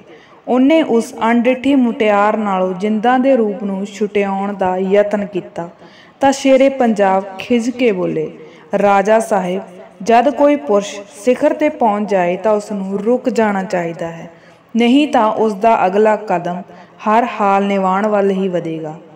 ਸਰਕਾਰ ਦਾ ਫਰਮਾਨ ਸੱਚ ਹੈ। ਧਿਆਨ ਸਿੰਘ ਨੂੰ ਇਹ ਸਿਧਾਂਤ ਆਖਿਰ ਮੰਨਣਾ ਹੀ ਪਿਆ। ਜਿੰਦਾ ਹੁਸਨ ਔਰ ਪ੍ਰਤੀਕ ਦਾ ਸਿਖਰ ਹੈ। ਇੱਕ ਕਦਮ ਹੋਰ ਅਗੇਰੇ ਵੱਧ ਕੇ ਸਰਕਾਰ ਨੇ ਇਸ ਸਿਖਰ ਤੋਂ ਨੀਵਿਆਂ ਨਹੀਂ ਹੋਣਾ। ਸਰਕਾਰ ਦਾ ਮਨ ਜਿੰਦਾ ਦੇ ਪਿਆਰ ਨਾਲ ਸੰਤੁਸ਼ਟ ਹੈ। ਸਰਕਾਰ ਦੀ ਇਹ ਵੀ ਇੱਛਾ ਹੈ ਕਿ ਰਾਜਾ ਸਾਹਿਬ ਮੁੜ ਕੇ ਕਦੇ ਹੋਰ ਵਿਆਹ ਦਾ ਜ਼ਿਕਰ ਨਾ ਕਰਨ। ਇਹ ਸੀ ਜਿੰਦਾ ਦੀ ਪੂਰਨ ਜਿੱਤ। ਉਸਨੇ ਆਪਣੇ ਪਤੀ ਦਾ ਮਨ ਪ੍ਰਸੰਨ ਕਰਨ ਦਾ ਭੇਦ ਜਾਣ ਲਿਆ ਸੀ। ਆਪਣੀ ਸਿਆਣਪ ਸੁਭਾਅ ਦੇ ਕਾਰਨ ਹੀ ਉਸਨੇ ਮਹਾਰਾਜਾ ਦੇ ਜੀਵਨ ਵਿੱਚ ਸਭ ਤੋਂ ਉੱਤਮ ਥਾਂ ਬਣਾ ਲਿਆ ਸੀ। ਈਸ਼ਵਰ ਨੇ ਹੋਰ ਖੁਸ਼ੀ ਦਾ ਸਮਾਂ ਬਖਸ਼ਿਆ ਤਾਂ 4 ਸਤੰਬਰ 1838 ਈਸਵੀ ਨੂੰ ਜਿੰਦਾ ਦੀ ਕੁੱਖੋਂ ਬੱਚੇ ਨੇ ਜਨਮ ਲਿਆ। ਵਧਾਈਆਂ ਨਾਲ ਜਿੰਦਾ ਦਾ ਮਹਿਲ ਗੂੰਜ ਉੱਠਿਆ। ਇਹ ਖੁਸ਼ੀ ਭਰੀ ਖਬਰ ਸੁਣ ਕੇ ਸ਼ੇਰੇ ਪੰਜਾਬ ਜਾਮੇ ਵਿੱਚ ਫੁੱਲੇ ਨਾ ਸਮਾਏ। ਉਹਨਾਂ ਖਜ਼ਾਨਿਆਂ ਦੇ ਬੂਹੇ ਖੋਲ੍ਹ ਦਿੱਤੇ। ਹਜ਼ਾਰਾਂ ਕੰਗਾਲਿਆਂ ਦੀਆਂ ਦਾਨ ਨਾਲ ਝੋਲੀਆਂ ਭਰ ਦਿੱਤੀਆਂ। ਸਾਰੇ ਕਿਲੇ ਤੇ ਸ਼ਹਿਰ ਵਿੱਚ ਖੁਸ਼ੀਆਂ ਮਨਾਈਆਂ ਗਈਆਂ। ਰਾਜ ਜੋਸ਼ੀਆਂ ਨੂੰ ਨਾਲ ਲੈ ਕੇ ਮਹਾਰਾਜ ਜਿੰਦਾ ਦੇ ਮਹਿਲ ਵਿੱਚ ਪਹੁੰਚੇ। ਨਵ ਜੰਮੇ ਬਾਲ ਨੂੰ ਗੋਦੀ ਵਿੱਚ ਲੈ ਕੇ ਮਹਾਰਾਜ ਦੀ ਖੁਸ਼ੀ ਦਾ ਪਾਰਾਵਾਰ ਨਾ ਰਿਹਾ। ਬੱਚੇ ਦਾ ਮੁਹਾਂਦਰਾ ਹੂਬਹੂ ਮਾਂ ਨਾਲ ਮਿਲਦਾ ਸੀ। ਪ੍ਰਸੰਨ ਹੋ ਕੇ ਸ਼ੇਰੇ ਪੰਜਾਬ ਨੇ ਜਿੰਦਾ ਨੂੰ ਮਹਾਰਾਣੀ ਦਾ ਖਿਤਾਬ ਤੇ ਹੀਰਿਆਂ ਦਾ ਹਾਰ ਬਖਸ਼ਿਆ। ਕਿਸਮਤ ਉਸ ਵੇਲੇ ਜਿੰਦਾ ਦੀ ਕੰਡ ਉੱਤੇ ਖਲੀ ਮੁਸਕਰਾ ਰਹੀ ਸੀ। ਰਾਜ ਜੋਸ਼ੀਆਂ ਨੇ ਮਿਲ ਕੇ ਕੰਵਰ ਦੀ ਜਨਮ ਪੱਤਰੀ ਬਣਾਈ। ਗ੍ਰੰਥੀ ਸਾਹਿਬ ਨੇ ਗੁਰੂ ਗ੍ਰੰਥ ਸਾਹਿਬ ਦਾ ਬਾਕ ਲੈ ਕੇ ਗੁਰਮਰਿਆਦਾ ਅਨੁਸਾਰ ਕੰਵਰ ਦਾ ਨਾਮ ਦਲੀਪ ਸਿੰਘ ਰੱਖਿਆ। ਸ਼ੇਰੇ ਪੰਜਾਬ ਨੇ ਦਲੀਪ ਸਿੰਘ ਦੀ ਪਾਲਣਾ ਵਾਸਤੇ ਉਸੇ ਦਿਨ ਤੋਂ ਜਾਗੀਰ ਲਾ ਦਿੱਤੀ। ਮਹਾਰਾਣੀ ਜਿੰਦਾ ਦੀ ਜਾਗੀਰ ਵਿੱਚ ਵਾਧਾ ਕਰ ਦਿੱਤਾ ਗਿਆ। ਇਸ ਸਮੇਂ ਮਹਾਰਾਣੀ ਜਿੰਦਾ ਦੀ ਖੁਸ਼ੀ ਸਿਖਰ 'ਤੇ ਪਹੁੰਚੀ ਹੋਈ ਸੀ। ਸਰਦਾਰ ਹਰੀ ਸਿੰਘ ਨਲਵੇ ਦੇ ਸਵਰਗਵਾਸ ਹੋਣ ਪਿੱਛੋਂ ਰਾਜ ਦਾ ਵਧੇਰੇ ਕੰਮ ਸ਼ੇਰੇ ਪੰਜਾਬ ਦੇ ਸਿਰ ਆ ਪਿਆ। ਕਿਸੇ ਦਿਨ ਇਸੇ ਵਿਹਾਰ ਵਿੱਚ ਰਾਤ ਅੱਧਿਓਂ ਵੀ ਢਲ ਜਾਂਦੀ। ਉਹ ਥਕੇਵੇਂ ਨਾਲ ਚੂਰ ਹੋ ਜਾਂਦੇ। ਡੋਗਰਿਆਂ ਤੋਂ ਸੁਚੇਤ ਰਹਿਣ ਵਾਸਤੇ ਸਹੀ ਰਾਏ ਦੇਣ ਵਾਲਾ ਉਹਨਾਂ ਕੋਲ ਕੋਈ ਸੱਚਾ ਸਲਾਹਕਾਰ ਨਹੀਂ ਸੀ ਰਿਹਾ। ਜਿੰਦਾ ਨੇ ਇਸੇ ਥੁੜ ਨੂੰ ਮਹਿਸੂਸ ਕੀਤਾ। ਉਹ ਆਪ ਰਾਜ ਭਾਗ ਦੇ ਕੰਮਾਂ ਵਿੱਚ ਦਿਲਚਸਪੀ ਲੈਣ ਲੱਗ ਪਈ। ਸ਼ੇਰੇ ਪੰਜਾਬ ਰਾਤ ਨੂੰ ਮਹਿਲਾਂ ਵਿੱਚ ਪਹੁੰਚਦੇ ਤਾਂ ਜਿੰਦਾ ਰਾਜ ਸੰਬੰਧੀ ਗੱਲਾਂ ਪੁੱਛਦੀ ਤੇ ਬੜੇ ਧਿਆਨ ਨਾਲ ਉਹਨਾਂ ਉੱਤੇ ਵਿਚਾਰ ਕਰਦੀ। ਕਈ ਵਾਰ ਉਹ ਨਰਮ ਜਿਹੀ ਬੋਲੀ ਵਿੱਚ ਆਪਣੀ ਰਾਏ ਵੀ ਦੱਸ ਦਿੰਦੀ। ਇਸ ਬਦਲੇ ਹੋਏ ਵਿਹਾਰ ਤੋਂ ਇੱਕ ਦਿਨ ਸ਼ੇਰੇ ਪੰਜਾਬ ਦੇ ਦਿਲ ਵਿੱਚ ਸ਼ੱਕ ਪੈ ਗਿਆ। ਕਿਤੇ ਮਾਈ ਸਦਾ ਕੌਰ ਵਾਂਗ ਮਹਾਰਾਣੀ ਜਿੰਦਾ ਦੇ ਅੰਦਰ ਵੀ ਰਾਜ ਦੀ ਭੁੱਖ ਤਾਂ ਨਹੀਂ ਪੈਦਾ ਹੋ ਗਈ। ਰਾਜ ਸੱਤਿਆ ਹਾਸਲ ਕਰਨ ਦੀ ਭੁੱਖ ਇਨਸਾਨ ਨੂੰ ਆਪਣਿਆਂ ਨਾਲੋਂ ਦੂਰ ਕਰ ਦਿੰਦੀ ਹੈ। ਉਹ ਸਾਰੀਆਂ ਸਾਂਝਾਂ ਵੱਲੋਂ ਬੇਮੁਖ ਹੋ ਜਾਂਦਾ ਹੈ। ਉਹਦੇ ਅੰਦਰ ਕਿਸੇ ਵਾਸਤੇ ਆਪਣਤ ਨਹੀਂ ਰਹਿੰਦੀ। ਇੱਕ ਰਾਜ ਸੱਤਿਆ ਹੀ ਉਸ ਦਾ ਧਰਮ ਬਣ ਜਾਂਦਾ ਹੈ। ਕੁਛ ਦਿਨ ਸ਼ੇਰੇ ਪੰਜਾਬ ਇਸ ਗੱਲ ਤੇ ਬੜੀ ਡੂੰਘੀ ਸੋਚ ਵਿਚਾਰ ਕਰਦੇ ਰਹੇ। ਇੱਕ ਦਿਨ ਜਿੰਦਾ ਦੇ ਦਿਲ ਦੀ ਹਾਥ ਲੈਣ ਵਾਸਤੇ ਸ਼ੇਰੇ ਪੰਜਾਬ ਨੇ ਕਿਹਾ, ਪ੍ਰਾਣ ਪਿਆਰੀ ਜੀਓ, ਤੁਸੀਂ ਜਹਾਂਗੀਰ ਤੇ ਨੂਰ ਜਹਾਂ ਦੀ ਕਹਾਣੀ ਪੜ੍ਹੀ ਹੋਵੇਗੀ। ਜੀ ਸਰਕਾਰ ਦੀ ਇੱਛਾ ਹੈ ਕਿ ਨੂਰ ਜਹਾਂ ਵਾਂਗ ਪੰਜਾਬ ਦਾ ਰਾਜ ਭਾਗ ਤੁਹਾਡੇ ਹੱਥਾਂ ਵਿੱਚ ਸੌਂਪ ਦਿੱਤਾ ਜਾਏ। ਸ਼ੇਰੇ ਪੰਜਾਬ ਦੀ ਤਿੱਖੀ ਨਜ਼ਰ ਉਸ ਵੇਲੇ ਜਿੰਦਾ ਦੇ ਚਿਹਰੇ ਨੂੰ ਪੜ੍ਹਨ ਦਾ ਯਤਨ ਕਰ ਰਹੀ ਸੀ। ਨਹੀਂ ਸਰਕਾਰ, ਤੁਹਾਡੀ ਜਿੰਦਾ ਰਾਜ ਦੀ ਭੁੱਖੀ ਨਹੀਂ। ਰਾਜ ਪ੍ਰਾਪਤ ਕਰਨ ਬਦਲੇ ਪਤੀ ਦਾ ਪਿਆਰ ਦੇਣਾ ਪੈਂਦਾ ਹੈ। ਇਹ ਸੌਦਾ ਮੈਨੂੰ ਕਿਸੇ ਵੀ ਕੀਮਤ ਤੇ ਪ੍ਰਵਾਨ ਨਹੀਂ। ਪਰ ਤੁਹਾਡੀ ਨੀਤਕ ਸੂਝ-ਬੂਝ ਤਾਂ ਗਜ਼ਬ ਦੀ ਹੈ। ਕਈ ਕੰਮਾਂ ਵਿੱਚ ਤਾਂ ਤੁਹਾਡੀ ਰਾਏ ਵੀ ਬੜੀ ਕੀਮਤੀ ਹੈ। ਮਹਾਰਾਜ, ਗ੍ਰਹਿਸਥ ਵਿੱਚ ਪਤੀ ਪਤਨੀ ਦਾ ਰਿਸ਼ਤਾ ਬਾਦਸ਼ਾਹ ਤੇ ਵਜ਼ੀਰ ਵਾਲਾ ਹੁੰਦਾ ਹੈ। ਵਜ਼ੀਰ ਦਾ ਧਰਮ ਹੈ ਬਾਦਸ਼ਾਹ ਨੂੰ ਆਪਣੀਆਂ ਨੇਕ ਸਲਾਹਾਂ ਦੇਣੀਆਂ ਤੇ ਉਸ ਪਿੱਛੋਂ ਮਾਲਕ ਦੇ ਹੁਕਮ ਸਾਹਮਣੇ ਸਿਰ ਝੁਕਾ ਦੇਵੇ। ਸੋ ਮੈਂ ਵੀ ਆਪਣਾ ਫਰਜ਼ ਸਮਝ ਕੇ ਕਦੇ-ਕਦੇ ਰਾਏ ਦੇ ਦਿੰਦੀ ਹਾਂ ਤੇ ਜਿੱਥੋਂ ਤੱਕ ਰਾਜ ਸੰਭਾਲਣ ਦਾ ਵਾਸਤਾ ਹੈ, ਮੈਂ ਤਾਂ ਹਜ਼ੂਰ ਦੇ ਚਰਨਾਂ ਵਿੱਚ ਰਹਿਣ ਦਾ ਸੁੱਖ ਛੱਡ ਕੇ ਸੁਰਗ ਦਾ ਰਾਜ ਲੈਣ ਦੀ ਵੀ ਇੱਛਾ ਨਹੀਂ ਰੱਖਦੀ। ਦਾਸੀ ਦਾ ਰਾਜ ਸਰਕਾਰ ਦੇ ਚਰਨਾਂ ਵਿੱਚ ਹੈ। ਸ਼ਰਧਾ ਨਾਲ ਜਿੰਦਾ ਨੇ ਸਿਰ ਝੁਕਾ ਦਿੱਤਾ। ਪ੍ਰਸੰਨ ਹੋ ਕੇ ਮਹਾਰਾਜ ਨੇ ਜਿੰਦਾ ਨੂੰ ਛਾਤੀ ਨਾਲ ਲਾ ਲਿਆ। ਸਰਕਾਰ ਦੇ ਬਹੁਤ ਸਾਰੇ ਭੁਲੇਖੇ ਦੂਰ ਹੋ ਗਏ। ਜਿੰਦਾ ਦੀ ਕਦਰ ਪਹਿਲਾਂ ਨਾਲੋਂ ਵੀ ਸ਼ੇਰੇ ਪੰਜਾਬ ਦੇ ਦਿਲ ਵਿੱਚ ਵੱਧ ਗਈ। ਇੱਕ ਦਿਨ ਉਹਨਾਂ ਦਲੀਪ ਸਿੰਘ ਦਾ ਮੂੰਹ ਚੁੰਮਦਿਆਂ ਕਿਹਾ, ਪਿਆਰੀ ਜਿੰਦਾ, ਸਰਕਾਰ ਕਿਸੇ ਵੇਲੇ ਸੋਚਦੀ ਹੈ, ਕਿਆ ਚੰਗਾ ਹੁੰਦਾ ਜੇ ਸਾਡੇ ਬਾਅਦ ਸਾਡੀ ਮਹਿਬੂਬਾ ਮਹਾਰਾਣੀ ਜਿੰਦ ਕੌਰ ਦਾ ਪੁੱਤਰ ਗੱਦੀ ਤੇ ਬੈਠਦਾ। ਪਰ ਇਹ ਜਿੰਦਾ ਦਾ ਦੂਜਾ ਇਮਤਿਹਾਨ ਸੀ। ਮਹਾਰਾਜ, ਟਿੱਕਾ ਸਾਹਿਬ ਵੀ ਤਾਂ ਮੇਰੇ ਹੀ ਪੁੱਤਰ ਹਨ। ਸਰਕਾਰ ਦੀ ਉਮਰ ਲੰਬੀ ਹੋਵੇ। ਸਰਕਾਰ ਦੇ ਬਾਅਦ ਟਿੱਕਾ ਖੜਕ ਸਿੰਘ ਹੀ ਰਾਜ ਗੱਦੀ ਤੇ ਸੋਭਦੇ ਹਨ। ਮੇਰਾ ਦਲੀਪ ਉਹਨਾਂ ਦਾ ਗੜਵਈ ਬਣਨ ਵਿੱਚ ਹੀ ਮਾਣ ਸਮਝੇਗਾ। ਜਿੰਦਾ ਨੇ ਜਰਾ ਕੁ ਅਜਕ ਕੇ ਫਿਰ ਕਹਿਣਾ ਸ਼ੁਰੂ ਕੀਤਾ, ਪਰ ਦਾਸੀ ਹੈਰਾਨ ਹੈ, ਸਰਕਾਰ ਇਹੋ ਜਿਹੀਆਂ ਗੱਲਾਂ ਕਿਉਂ ਸੋਚਣ ਲੱਗ ਪੈਂਦੇ ਨੇ। ਜਿੰਦਾ ਨੇ ਪਤੀ ਦੇ ਚਿਹਰੇ ਤੇ ਅੱਖਾਂ ਗੱਡ ਕੇ ਕਿਹਾ। ਜਿੰਦਾ ਇਸ ਇਮਤਿਹਾਨ ਵਿੱਚ ਵੀ ਪੂਰੀ ਉਤਰੀ। ਸ਼ੇਰੇ ਪੰਜਾਬ ਉਸ ਵੱਲੋਂ ਪੂਰੀ ਤਰ੍ਹਾਂ ਸੰਤੁਸ਼ਟ ਸਨ। ਦਿਨ ਬੜੀ ਤਿੱਖੀ ਚਾਲ ਲੈ ਬੀਤਦਾ ਜਾ ਰਿਹਾ ਸੀ। ਮਹਾਰਾਜ ਨੂੰ ਪਹਿਲਾਂ ਵੀ 1-2 ਵਾਰ ਅਧਰੰਗ ਹੋ ਚੁੱਕਾ ਸੀ। ਫਕੀਰ ਅਜ਼ੀਜ਼ੁਦੀਨ ਦੇ ਇਲਾਜ ਨਾਲ ਆਰਾਮ ਹੋ ਜਾਂਦਾ ਰਿਹਾ, ਪਰ ਰੋਗ ਦੀਆਂ ਜੜ੍ਹਾਂ ਨਹੀਂ ਸੀ ਗਈਆਂ। 1839 ਦੇ ਆਰੰਭ ਵਿੱਚ ਇਹ ਰੋਗ ਫਿਰ ਜਾਗ ਪਿਆ। ਇਸ ਬਿਮਾਰੀ ਦਾ ਹਮਲਾ ਬੜਾ ਸਖਤ ਸੀ। ਪੈਂਦੇ ਸੱਟੇ ਮਹਾਰਾਜ ਮੰਜੇ ਤੇ ਪੈ ਗਏ। ਇੱਕ ਪਾਸੇ ਦੀ ਲੱਤ ਤੇ ਬਾਂਹ ਉੱਕਾ ਹਿੱਲਣੋਂ ਰਹਿ ਗਈਆਂ। ਲਕਵੇ ਨਾਲ ਉਸੇ ਪਾਸੇ ਦੀ ਵਰਾਸ਼ ਵੀ ਢੇਰ ਪਿਛਾਂਹ ਹਟ ਗਈ। ਪੰਜਾਬ ਦਾ ਸ਼ੇਰ ਇਸ ਮਾਰੂ ਰੋਗ ਦੇ ਕਾਰਨ ਹੀ ਹਿੱਲਣ ਜੋਗਾ ਵੀ ਨਾ ਰਿਹਾ। ਇਹ ਹਾਲਾਤ 5-6 ਮਹੀਨੇ ਰਹੀ। ਇਹਨਾਂ ਦਿਨਾਂ ਵਿੱਚ ਰਾਜ ਸੱਤਿਆਂ ਦੇ ਲਾਲਚੀਆਂ ਵੱਲੋਂ ਅਨੇਕਾਂ ਗੋਂਦਾਂ ਗੁੰਦੀਆਂ ਜਾ ਰਹੀਆਂ ਸਨ। ਪਰ ਮੰਜੇ ਤੇ ਪਏ ਸ਼ੇਰ ਦਾ ਵੀ ਇੰਨਾ ਡਰ ਸੀ ਕਿ ਡਰਦਾ ਕੋਈ ਵੀ ਸਿਰ ਉਠਾਉਣ ਦੀ ਹਿੰਮਤ ਨਹੀਂ ਸੀ ਕਰਦਾ। ਸਾਰੇ ਖਿਡਾਰੀ ਸਮੇਂ ਦੀ ਉਡੀਕ ਵਿੱਚ ਸ਼ਹਿ ਮਾਰੀ ਬੈਠੇ ਸਨ। ਕੁਝ ਰਾਣੀਆਂ ਵੀ ਉਹਨਾਂ ਗੋਂਦਾਂ ਵਿੱਚ ਸ਼ਾਮਿਲ ਸਨ, ਪਰ ਜਿੰਦਾ ਨੇ ਆਪਣੀਆਂ ਸਾਰੀਆਂ ਸ਼ਕਤੀਆਂ ਮਹਾਰਾਜ ਦੀ ਸੇਵਾ ਸੰਭਾਲ ਵਿੱਚ ਲਾਈਆਂ ਹੋਈਆਂ ਸਨ। ਉਹ ਲਗਾਤਾਰ ਕਈ ਦਿਨ ਤੇ ਰਾਤਾਂ ਮਹਾਰਾਜ ਦੇ ਮੰਜੇ ਦੀ ਵਾਹੀ ਫੜ ਕੇ ਬੈਠੀ ਰਹਿੰਦੀ। ਉਸ ਦੀ ਕਠਨ ਤਪੱਸਿਆ ਵੇਖ ਕੇ ਮਹਾਰਾਜ ਕਈ ਵਾਰੀ ਪੁੱਛਦੇ, ਮਹਾਰਾਣੀ ਜੀਓ, ਆਸ ਨਹੀਂ ਕਿ ਇਸ ਵਾਰ ਰੋਗ ਛੱਡ ਕੇ ਚਲਾ ਜਾਏ। ਤੁਸੀਂ ਆਪਣੇ ਵਾਸਤੇ ਜਾਂ ਆਪਣੇ ਪੁੱਤਰ ਵਾਸਤੇ ਕੁਝ ਮੰਗ ਲਓ। ਮਹਾਰਾਜ, ਇਸ ਸਰਕਾਰ ਦੀ ਜ਼ਿੰਦਗੀ ਤੋਂ ਬਿਨਾਂ ਹੋਰ ਕੁਝ ਨਹੀਂ ਚਾਹੀਦਾ। ਹਰ ਵੇਲੇ ਨਿਰੰਕਾਰ ਕੋਲੋਂ ਇਹੀ ਸੁੱਖ ਮੰਗਦੀ ਹਾਂ ਕਿ ਸਾਡੇ ਮਾਂ ਪੁੱਤਾਂ ਦੇ ਸਿਰ ਉੱਤੇ ਸਰਕਾਰ ਦਾ ਸਾਇਆ ਰਹੇ। ਕਹਿੰਦਿਆਂ ਕਹਿੰਦਿਆਂ ਜਿੰਦਾ ਦੀਆਂ ਅੱਖਾਂ ਵਿੱਚ ਹੰਝੂ ਆ ਜਾਂਦੇ। ਅੱਛਾ, ਜੇ ਸਮੇਂ ਨੇ ਮੋਹਲਤ ਦਿੱਤੀ ਤਾਂ ਸਰਕਾਰ ਤੁਹਾਡੀ ਇਸ ਸੇਵਾ ਭਗਤੀ ਦਾ ਮੁੱਲ ਪਾਵੇਗੀ। ਸ਼ੇਰੇ ਪੰਜਾਬ ਨੇ ਠੰਡਾ ਸਾਹ ਭਰ ਕੇ ਕਹਿਣਾ। ਪਰ ਅਫਸੋਸ, ਸਮੇਂ ਨੇ ਮੋਹਲਤ ਨਾ ਦਿੱਤੀ। ਰੋਗ ਦਿਨੋਂ ਦਿਨ ਵੱਧਦਾ ਗਿਆ। ਹਾਲਾਤ ਇੱਥੋਂ ਤੱਕ ਖਰਾਬ ਹੋ ਗਏ ਕਿ ਸਰੀਰ ਦਾ ਬਾਕੀ ਹਿੱਸਾ ਵੀ ਹਿੱਲਣੋਂ ਰਹਿ ਗਿਆ। ਜੀਭ ਹੁਣ ਤੱਕ ਸਾਥ ਦਿੰਦੀ ਆ ਰਹੀ ਸੀ। ਅੰਤ ਸਮੇਂ ਉਸ ਵਿੱਚ ਵੀ ਵਲ ਪੈਣ ਲੱਗ ਗਏ। ਅਖੀਰਲੇ ਕੁਛ ਦਿਨ ਮਹਾਰਾਜ ਦੀ ਗੱਲ ਵੀ ਸਮਝ ਪੈਣੋਂ ਹਟ ਗਈ ਸੀ। ਮਹਾਰਾਜ ਕੁਝ ਕਹਿਣਾ ਚਾਹੁੰਦੇ ਤੇ ਚਾਲਾਕ ਡੋਗਰਾ ਧਿਆਨ ਸਿੰਘ ਕੁਛ ਹੋਰ ਹੀ ਅਰਥ ਕੱਢਦਾ। ਡੋਗਰੇ ਵਜ਼ੀਰ ਦੀ ਤਾਕਤ ਇੰਨੀ ਵਧੀ ਹੋਈ ਸੀ ਕਿ ਸ਼ਹਿਜ਼ਾਦੇ ਵੀ ਉਸ ਦੇ ਸਾਹਮਣੇ ਕੁਛ ਨਹੀਂ ਸਨ ਕਰ ਸਕਦੇ। ਜਿੰਦਾ ਇਹ ਸਭ ਕੁਝ ਵੇਖਦੀ ਸਮਝਦੀ ਪਰ ਆਪਣੇ ਗਮ ਵਿੱਚ ਡੁੱਬੀ ਉਹ ਕੁਛ ਨਾ ਕਰ ਸਕਦੀ। ਉਹ ਆਪਣੇ ਪਤੀ ਨੂੰ ਸਾਰੇ ਦਿਲ ਨਾਲ ਪਿਆਰ ਕਰਦੀ ਸੀ। ਉਸਦੇ ਅਨੋਖੇ ਪਿਆਰ ਨੇ ਪਤੀ ਪਤਨੀ ਦੀ ਉਮਰ ਦੀਆਂ ਵਿਥਾਂ ਵੀ ਮਿਟਾ ਦਿੱਤੀਆਂ ਸਨ। ਜਿੰਦਾ ਆਪਣਾ ਆਪ ਉੱਕਾ ਹੀ ਭੁਲਾ ਚੁੱਕੀ ਸੀ। ਰਾਜਾ ਧਿਆਨ ਸਿੰਘ ਨਹੀਂ ਸੀ ਚਾਹੁੰਦਾ ਕਿ ਅੰਤਲੇ ਸਮੇਂ ਉਸ ਤੋਂ ਬਿਨਾਂ ਹੋਰ ਕੋਈ ਮਹਾਰਾਜ ਦੇ ਕੋਲ ਰਹੇ। 4 ਦਿਨ ਪਹਿਲਾਂ ਉਹਨੇ ਜ਼ਬਰਦਸਤੀ ਜਿੰਦਾ ਨੂੰ ਵੀ ਉੱਥੋਂ ਹਟਾ ਦਿੱਤਾ। ਇਸ ਨਰਾਦਰ ਦਾ ਜਿੰਦਾ ਨੂੰ ਬਹੁਤ ਦੁੱਖ ਹੋਇਆ। ਉਹ ਬਥੇਰਾ ਰੋਈ ਕੁਰਲਾਈ ਪਰ ਕੀ ਬਣਦਾ ਸੀ। ਆਖੀਰ ਅੰਤ ਦਾ ਦਿਨ ਆ ਗਿਆ। ਸਾਰੇ ਪਰਿਵਾਰ ਨੂੰ ਅੰਤਿਮ ਦਰਸ਼ਨਾਂ ਵਾਸਤੇ ਬੁਲਾ ਲਿਆ ਗਿਆ। ਪੰਜਾਬ ਦਾ ਸ਼ੇਰ ਅਗਲੇ ਜਹਾਨ ਲਈ ਤਿਆਰ ਹੋ ਰਿਹਾ ਸੀ। ਚਿਹਰੇ ਦਾ ਰੰਗ ਬਦਲ ਚੁੱਕਾ ਸੀ। ਸਾਹ ਉਖੜਨਾ ਸ਼ੁਰੂ ਹੋ ਗਿਆ। ਅੰਤ ਇੱਕ ਲੰਬਾ ਹਟਕੋਰਾ ਆ ਕੇ ਜੋਤ ਬੁਝ ਗਈ।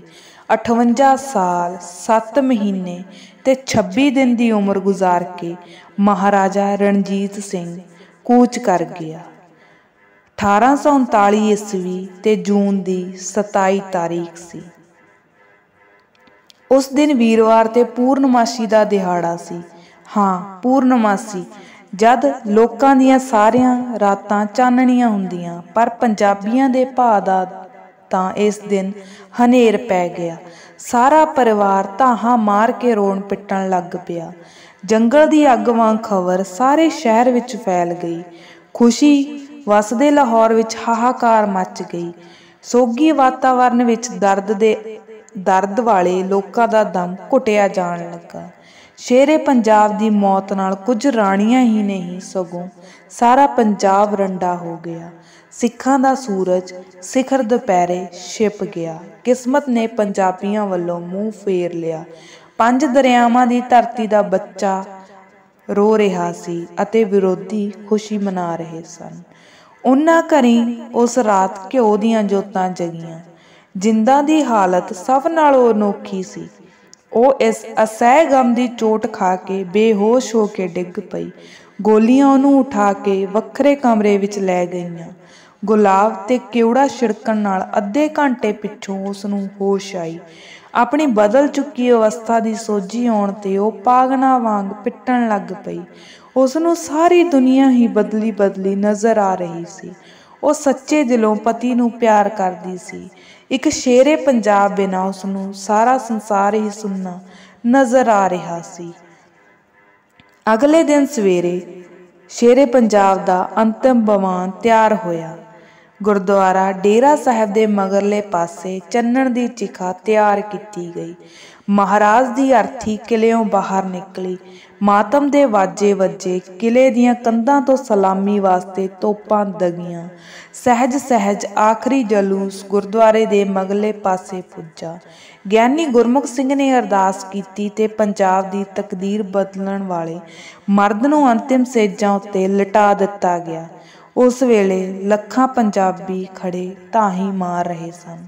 ਦਰਦ ਵਿੰਨੀਆਂ ਅੱਖਾਂ ਹੰਝੂਆਂ ਦੇ ਢੋਏ ਤਾਰ ਰਹੀਆਂ ਸਨ। ਫਿਰ ਸਤੀ ਹੋਣ ਵਾਸਤੇ ਰਾਣੀ ਪਹਾੜਨ ਅੱਗੇ ਵਧੀ। ਉਸਦੇ ਨਾਲ ਕੁਝ ਹੋਰ ਰਾਣੀਆਂ ਵੀ ਤਿਆਰ ਹੋ ਗਈਆਂ। ਜਿੰਦਾ ਨੇ ਵੀ ਸਤੀ ਹੋਣ ਦੀ ਇੱਛਾ ਪ੍ਰਗਟ ਕੀਤੀ। ਰਾਣੀ ਪਹਾੜਨ ਨੇ ਉਸ ਨੂੰ ਰੋਕ ਦਿੱਤਾ। ਜਨਾਨਖਾਨੇ ਦੀ ਪ੍ਰਧਾਨ ਰਾਣੀ ਪਹਾੜਨ ਹੀ ਮੰਨੀ ਜਾਂਦੀ ਸੀ। ਜਿੰਦਾ ਨੂੰ ਉਹ ਬਹੁਤ ਪਿਆਰ ਕਰਦੀ ਸੀ। ਉਸਨੇ ਜਿੰਦਾ ਦਾ ਸਿਰ ਛਾਤੀ ਨਾਲ ਘੁੱਟ ਕੇ ਕਿਹਾ, ਜਿੰਦਾ, ਮੈਂ ਤੇਰੇ ਮਨ ਦੀ ਅਵਸਥਾ ਨੂੰ ਸਮਝਦੀ ਹਾਂ। ਮਹਾਰਾਜ ਤੈਨੂੰ ਸਭ ਤੋਂ ਵਧੇਰੇ ਪਿਆਰ ਕਰਦੇ ਸਨ। ਤੂੰ ਵੀ ਆਪਣੇ ਪਿਆਰ ਦਾ ਸਬੂਤ ਦੇਣ ਵਾਸਤੇ ਸਤੀ ਹੋਣ ਲਈ ਤਿਆਰ ਹੈ। ਸਤੀ ਹੋਣ ਵਾਲੀਆਂ ਦਾ ਇੱਕ ਪਾਸੇ ਦੁਨੀਆ ਵਿੱਚ ਜਸ ਹੋਵੇਗਾ, ਦੂਜੇ ਪਾਸੇ ਉਹ ਰੰਡੇਪੇ ਦੇ ਦੁੱਖ ਸਹਿਣ ਤੋਂ ਬਚ ਜਾਣਗੀਆਂ। ਤੈਨੂੰ ਵੀ ਇਸੇ ਹੱਕ ਤੋਂ ਰੋਕਿਆ ਨਹੀਂ ਜਾ ਸਕਦਾ। ਪਰ ਤੂੰ ਆਪਣੇ ਦਲੀਪ ਬਾਰੇ ਵੀ ਕੁਝ ਸੋਚ। ਉਸ ਦਾ ਪਿੱਛੋਂ ਕੌਣ ਬਣੇਗਾ? ਉਹ ਅਜੇ 10 ਮਹੀਨਿਆਂ ਦਾ ਵੀ ਨਹੀਂ ਹੋਇਆ। ਨਹੀਂ ਜਿੰਦਾ, ਤੈਨੂੰ ਸਤੀ ਨਹੀਂ ਹੋਣ ਦਿਆਂਗੀ। ਤੈਨੂੰ ਆਪਣੇ ਦਲੀਪ ਬਦਲੇ ਜਿਉਣਾ ਪਵੇਗਾ। ਪਤੀ ਨਾਲ ਸਤੀ ਹੋਣ ਨਾਲੋਂ ਪਤੀ ਦੀ ਨਿਸ਼ਾਨੀ ਦੀ ਪਾਲਣਾ ਕਰਨੀ ਵਧੇਰੇ ਸ਼ੁਭ ਹੈ। ਤੇ ਗੋਲੀ ਕੋਲੋਂ ਦਲੀਪ ਨੂੰ ਫੜ ਉਸਨੇ ਜਿੰਦਾ ਦੀ ਕੁੱਛੜ ਵਿੱਚ ਫੜਾ ਦਿੱਤਾ। ਬਾਲਕ ਦਲੀਪ ਨੂੰ ਛਾਤੀ ਨਾਲ ਘੁੱਟ ਕੇ ਜਿੰਦਾ ਭੁੱਬੀ ਭੁੱਬੀ ਰੋ ਪਈ। ਉਸ ਨੂੰ ਆਖਰੀ ਵਾਰ ਪਿਆਰ ਦੇ ਕੇ ਰਾਣੀ ਪਹਾੜਨ ਚਿਖਾ ਤੇ ਜਾ ਬੈਠੀ। ਉਹਦੇ ਨਾਲ 10 ਰਾਣੀਆਂ ਹੋਰ ਮਹਾਰਾਜ ਦੀ ਅਰਥੀ ਦੇ ਦੁਆਲੇ ਚਿਖਾ ਮੱਲ ਬੈਠੀਆਂ।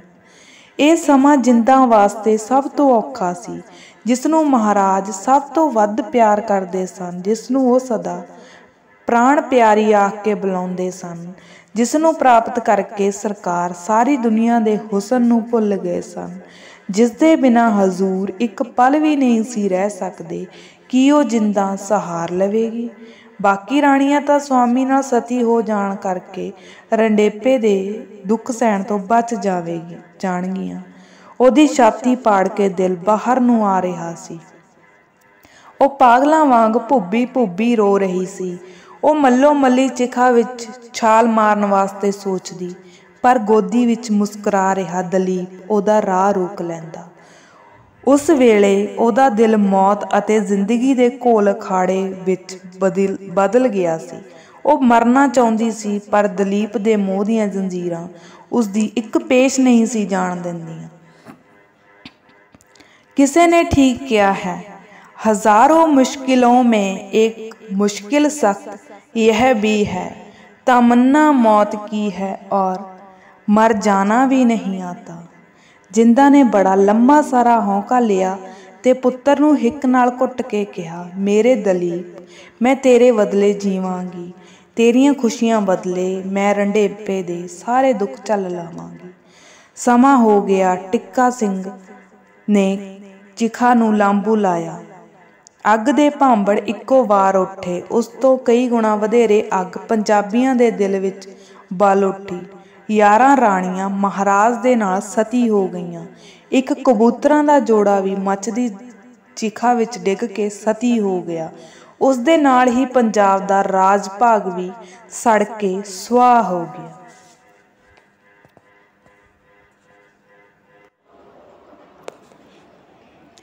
ਧੰਨਵਾਦ। ਤੁਸੀਂ ਸੁਣ ਰਹੇ ਸੀ ਮਹਾਰਾਣੀ ਜਿੰਦਾ ਕਿਤਾਬ ਦਾ ਪਹਿਲਾ ਭਾਗ। ਸਾਡੇ ਨਾਲ ਜੁੜੇ ਰਹਿਣ ਲਈ ਚੈਨਲ ਨੂੰ ਸਬਸਕ੍ਰਾਈਬ ਕਰੋ। ਅਸੀਂ ਕਿਤਾਬ ਦਾ ਅਗਲਾ ਭਾਗ ਜਲਦ ਹੀ ਪੇਸ਼ ਕਰਾਂਗੇ।